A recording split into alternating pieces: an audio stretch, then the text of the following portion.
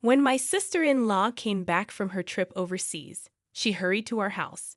She tried to take my daughter, who was almost 1 year old. She thanked me for taking care of her daughter for a year. I got worried and stopped her, explaining that the child was actually mine. But she didn't seem to understand. I left her in the yard. Then she said something shocking that scared me. She realized I wasn't joking, and her face turned pale. This was the start of a big problem caused by my sister-in-law. It all began a year and a half ago when my 25-year-old sister-in-law, Megan, suddenly came back to her parents' house with a baby.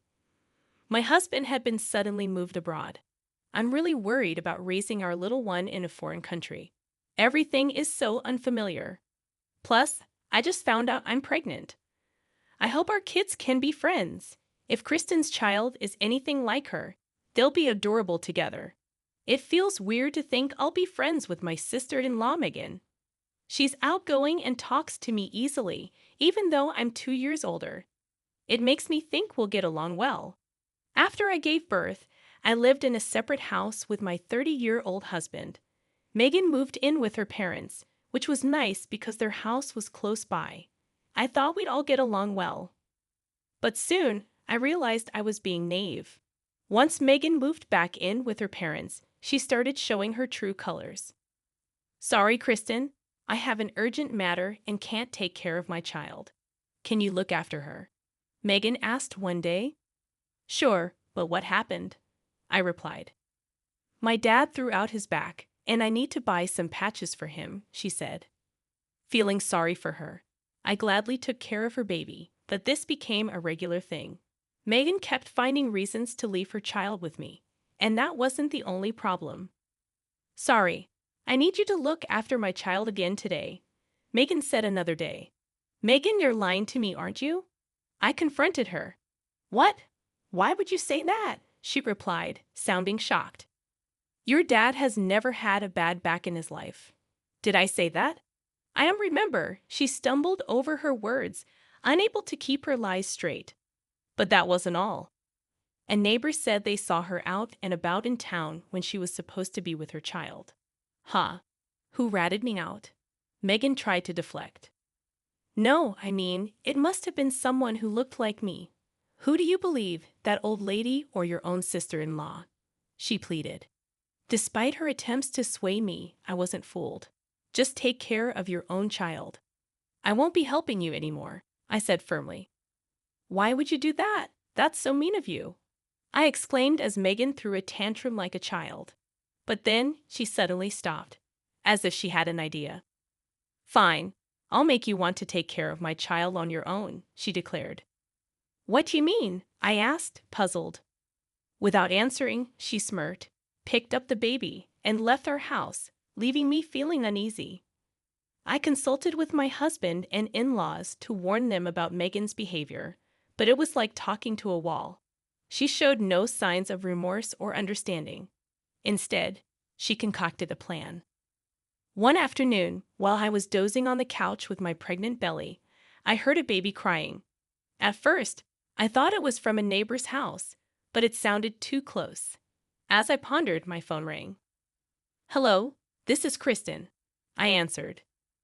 Oh, hey, Kristen, please take care of my child, Megan said casually. What? Didn't I tell you last time that I won't be taking care of your child anymore? I replied, getting frustrated. Megan laughed, finding my response amusing. It's too late.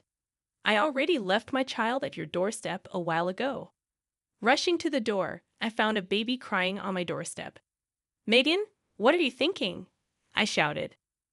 Well, you were being mean, so I had no choice. Megan replied gleefully, as if she had pulled off a prank. I told you, didn't I? I'd make you want to take care of my child. You wouldn't leave a baby on the doorstep, right? Stop joking. Where are you now? I demanded.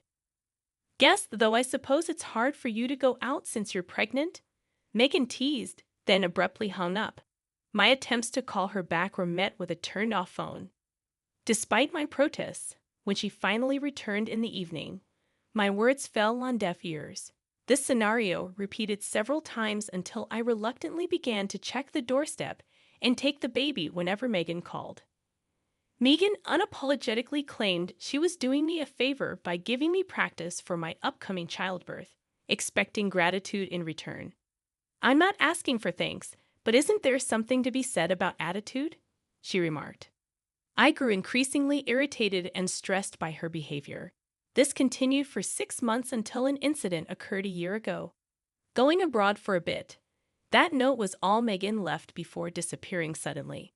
No one knew where she went. She disappeared suddenly, but it wasn't shocking, considering her history of impromptu trips funded by her part-time job earnings. My husband casually mentioned, "It's nothing new. She probably went to see her husband since he was transferred overseas." We assumed she took her baby to meet its father. Our family, caught up in our own turmoil, hardly spoke of Megan. Shortly before her disappearance, I went into labor 2 weeks early and was rushed to the hospital, unprepared for the sudden birth of our beloved daughter. In the chaos of an unexpected delivery and adjusting to new parenthood, conversations about Megan faded. Before we knew it, a year had passed since her departure. As my daughter's first birthday approached, our peaceful life was once again disrupted by Megan. "I'm back," her familiar voice echoed from the unlocked front door. "What? Megan, you're back from overseas?" I asked in surprise. Ignoring my words, she walked straight to my daughter. "Thanks for taking care of my daughter for a year," she said, then abruptly attempted to take my child away. "Hey, what are you doing to my child?" I exclaimed as I quickly took her back. Megan frowned in confusion. "Come on, just because you've had her for a year doesn't mean you get to act all motherly. This child is genuinely my daughter." Both of us were confused for a while. "Megan, didn't you take your own child with you overseas?" I asked. "What are you talking about? I left her in your yard," she replied. It seemed our conversation was missing each other, but I felt something terrible might be happening. "You said you left a child for a year when you went abroad. You left her in my yard, and that's what I've been saying. At that time, I had just given birth to this child and was hospitalized due to poor health, so I really don't know where your child is now." Shocked by the revelation, Megan's face turned pale as she stuttered in disbelief. "This is serious. We need to call the police." But as I reached for my phone, Megan grabbed my arm with trembling hands. "Wait, please don't call the police." "But how can we not?" I asked. "Please, I'll be in huge trouble if you do," Megan pleaded, seeming terrified. Sensing the gravity of the situation, I decided to inform our family instead. I called our in-laws and my husband to explain the situation. However, when I turned around after ending the call, Megan was nowhere to be seen. I couldn't believe she ran away the moment I looked away. How irresponsible can she be? That was the moment my anger towards Megan exploded. After receiving my call, my husband and in-laws gathered at our house. According to my husband, there indeed had been a baby in the yard while I was giving birth and hospitalized. He had little involvement with Megan's child and assumed she had taken the baby abroad. So he contacted the police to take care of the unknown infant. With all the focus on our newborn, the memory of that incident had completely slipped our minds. Megan's child would have been about 1 or 2 years old by the time she returned. It's likely that Megan mistook my child for her own due to their close ages. After consulting with the police about the situation, we discovered the baby was at an orphanage, which was a relief. I decided to leave Megan's child's care to my husband and in-laws. What concerned me more was Megan's panic, which seemed unusual. That level of panic from Megan was not normal. There must be something more to this. My intuition proved correct when I decided to take a certain action. It seems we need to teach her a lesson. I had a trump card against Megan, which I hadn't been sure I'd ever use, but there was no need to hesitate now. I decided it was time to teach her a lesson. A week later, with everything prepared, I called Megan. After several rings, she hesitantly answered. "Megan, your child has been found. You can relax now. Come back home," I said. Believing my words, Megan casually arrived at our house and rang the doorbell. Phew, I was so worried. "Glad she's been found." She laughed carelessly as she entered our living room. but she was greeted by an unexpected sight. What the? Aaron and Ben, why are you guys here? Sitting on the sofa was Megan's husband, or rather, her ex-husband Aaron. And sitting on the floor was her affair partner Ben. Aaron frowned deeply at his ex-wife, glaring at her, while Ben looked on with a pitiable face, as if he was about to cry. This is bad. She turned to make her escape from our house, but my father-in-law, a large man, was standing guard at the entrance, blocking her way out. Consequently, Megan ended up sitting on the floor alongside her affair partner, Ben, receiving a lecture from my husband, her ex-husband, and our in-laws. Come on, it's fine now, isn't it? The child is safe, right? As Megan puffed out her cheeks in defiance, Aaron, with a chilly look, said, If you can't even take care of the child, then you should return the custody and the child support payments. When I contacted Aaron, he revealed that everything Megan had told us was utterly false. He had not been transferred overseas, and they had divorced due to her infidelity. However, during the divorce, Megan had forcefully taken custody of their child and had been receiving substantial child support payments from Aaron. Even when the infidelity comes from the custodial parent, they are still entitled to child support. This is why Megan desperately tried to prevent me from calling the police, fearing the consequences if it was discovered she wasn't actually taking care of their child. I can't pay back the child support, Megan pleaded with me, her voice trembling with fear. But you made me take care of the baby, didn't you? There's no escaping that, I replied. Don't make stuff up. Where's your proof? She screamed hysterically. I calmly showed her the footage from my phone. It showed Megan leaving the baby at our doorstep and walking away. What? When did you take this? She asked, her voice faltering. Since you started leaving your child on my doorstep, I installed a security camera for safety. It would be terrible if something happened to the baby, I explained. This footage proved she hadn't been fulfilling her parental duties. Wouldn't the child be happier being raised by Aaron?